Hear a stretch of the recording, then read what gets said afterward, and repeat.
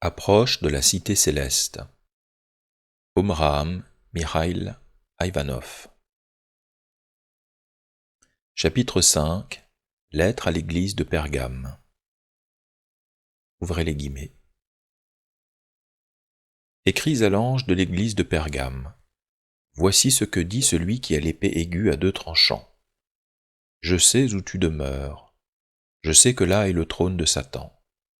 Tu retiens mon nom, et tu n'as pas renié ma foi, même au jour d'Antipas, mon témoin fidèle qui a été mis à mort chez vous, là où Satan a sa demeure. Mais j'ai quelque chose contre toi. C'est que tu as là des gens attachés à la doctrine de Balaam, qui enseignait à Balak à mettre une pierre d'achoppement devant les fils d'Israël pour qu'ils mangeassent des viandes sacrées, sacrifiées aux idoles, et qu'ils se livrassent à l'impudicité. De même, toi aussi, tu as des gens attachés pareillement à la doctrine des Nicolaïtes.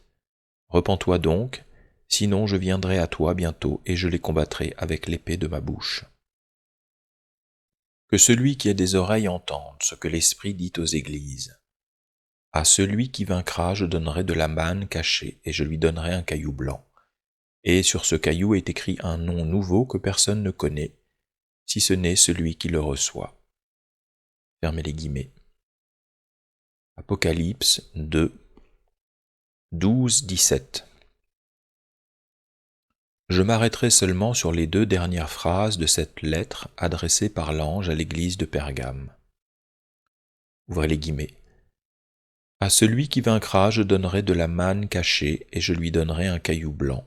Et sur ce caillou est écrit un nom nouveau que personne ne connaît, si ce n'est celui qui le reçoit. Fermez les guillemets. On a beaucoup parlé de ce caillou blanc. Que peut bien avoir un caillou de tellement extraordinaire pour être donné en récompense à celui qui a remporté une victoire? Puisqu'un nom est écrit dessus, c'est qu'il porte des signes semblables à ceux qui sont inscrits sur les talismans ou les pentacles. En réalité, un pentacle n'est pas tout à fait identique à un talisman.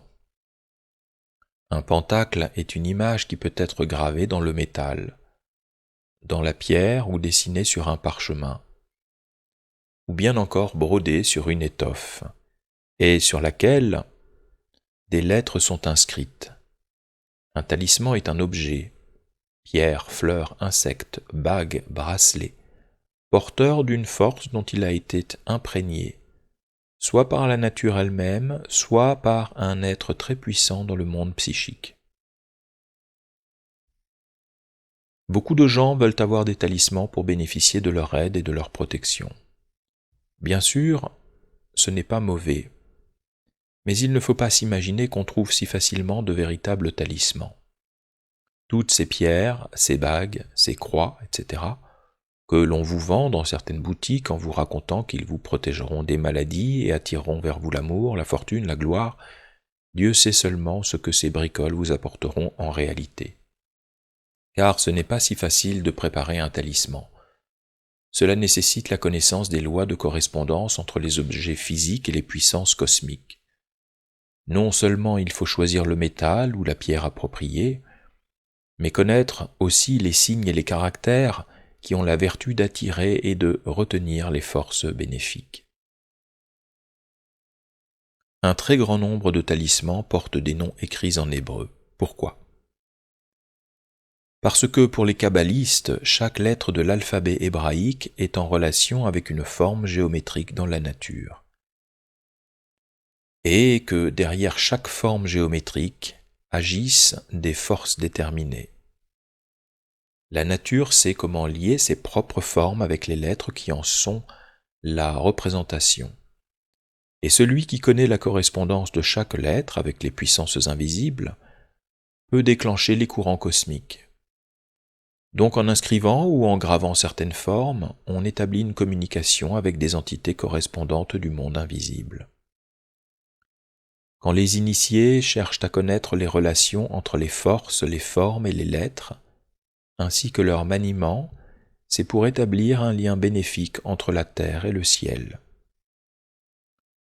Le travail de celui qui prépare un talisman est en réalité identique à celui de la nature, qui remplit les pierres, les plantes, les animaux et même les hommes d'une quintessence qu'il est ensuite possible de puiser. Il utilise la présence des énergies naturelles en toutes choses. Mais il doit connaître les lois et ne jamais se servir de ces énergies à des fins égoïstes et intéressées. C'est pourquoi si l'on veut posséder un talisman, il vaut mieux connaître la personne qui l'a préparé, être sûr qu'elle est pure, honnête, juste, éclairée. Sinon, ce que vous croirez être un objet bénéfique pour vous sera tout à fait inefficace ou même nuisible. Et oui, malheureusement, cela arrive aussi, car chaque être ne peut attirer de l'espace que les éléments de nature et de qualité identiques à ceux qu'il possède déjà en lui-même.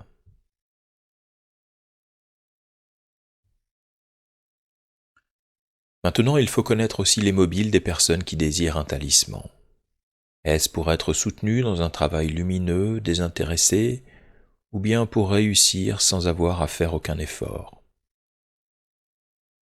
Malheureusement, c'est le deuxième cas qui est le plus fréquent. Au fond de ce désir de posséder un talisman, il y a le plus souvent les convoitises et la paresse. Pourquoi étudier, réfléchir, méditer, prier, être vigilant? Le talisman est là, c'est lui qui fera le travail. Et pendant ce temps, son propriétaire ira se promener et goûter tous les plaisirs en profitant des avantages que le talisman lui aura procurés. Eh bien, non, ce n'est pas à cela que doit servir un talisman. C'est pourquoi un véritable mage ne satisfait pas toutes les demandes qu'on lui adresse. À plusieurs reprises, des personnes m'ont demandé de leur préparer un talisman, qu'elles étaient même prêtes à me payer très cher. Et j'ai refusé car je savais qu'étant donné l'usage qu'elles en feraient, ces personnes ne gagneraient rien de bon, au contraire, et qu'elles pouvaient nuire à leur entourage. Je vous dirai aussi que le talisman le plus puissant peut n'avoir aucune efficacité parce qu'en réalité son pouvoir dépend de quantité d'autres facteurs. D'ailleurs, regardez ce que dit l'Esprit à l'église de Pergame. Ouvrez les guillemets. « À celui qui vaincra, je donnerai un caillou blanc. » Fermez les guillemets. On le lui donnera, c'est vrai, mais une fois qu'il aura vaincu. Et que croyez-vous qu'il doit vaincre? Un ennemi, un rival? Non, lui-même, ses faiblesses, ses passions et toutes ses tendances inférieures. L'Esprit ne dit pas que l'homme vaincra grâce au talisman qu'il aura reçu, non, il doit vaincre d'abord. Il doit commencer par acquérir les vertus et les qualités nécessaires qui lui permettront de remporter la victoire. Et c'est seulement après avoir remporté la victoire qu'il recevra du ciel la manne cachée et le caillou blanc. Cette manne et ce caillou ne sont en réalité ni une nourriture ni une pierre matérielle, mais les symboles d'acquisition spirituelle qui lui permettront d'aller plus loin dans la voie de l'évolution. Les vertus, voilà la seule véritable nourriture, le seul véritable talisman. La manne cachée, cette nourriture qui apporte la vie éternelle, n'est rien d'autre qu'un état de conscience où l'homme goûte la plénitude, l'immensité, l'éternité. Quant au caillou blanc, il est le symbole de la maîtrise, de la force intérieure obtenue grâce à la pureté. En effet, d'après la loi de l'analogie, les cristaux, les pierres précieuses, si pures, si limpides, représentent la sphère la plus haute de l'univers. Elles sont liées au plan atmique et possèdent le pouvoir de condenser l'énergie cosmique, que l'on peut ensuite puiser d'elle et utiliser. Le caillou blanc est donc la cristallisation de la quintessence atmique qui est pure lumière. Et sur ce caillou est écrit un nom nouveau. Qu'est-ce que cela signifie? Pour la science initiatique, le nom est d'une immense importance, car par ses vibrations, il est chargé d'exprimer l'essence même d'un être ou d'un objet.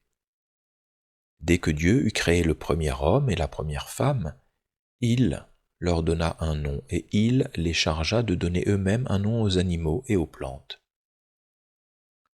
Le nom représente, résume et contient l'entité qui le porte, Et quand un être parvient à s'élever à un degré supérieur de conscience, il reçoit un nom nouveau. Oui, parce qu'il est un être régénéré. C'est ainsi qu'Abraham est devenu Abraham.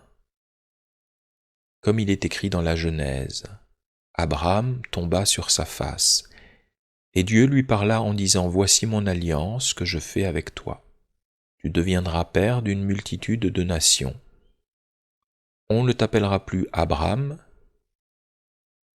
mais ton nom sera Abraham. » L'orthographe est différente. A-B-R-A-M et A-B-R-A-H-A-M. Car je te rends père d'une multitude de nations. C'est ainsi également que Saül, qui persécutait les chrétiens, reçut après sa conversion le nom de Paul. Par ces vibrations, le nom nouveau que reçoit l'homme régénéré exprime exactement la quintessence de son être spirituel. Chaque homme, chaque femme porte un nom que lui ont donné ses parents à la naissance, mais la plupart du temps ce nom ne correspond pas à grand-chose. Tandis que le nom qu'il reçoit des entités célestes est exactement celui qui lui correspond, qui exprime exactement ce qu'il est au plus profond de lui. Et ce nom, en effet, il est le seul à le connaître véritablement parce qu'il se confond avec lui.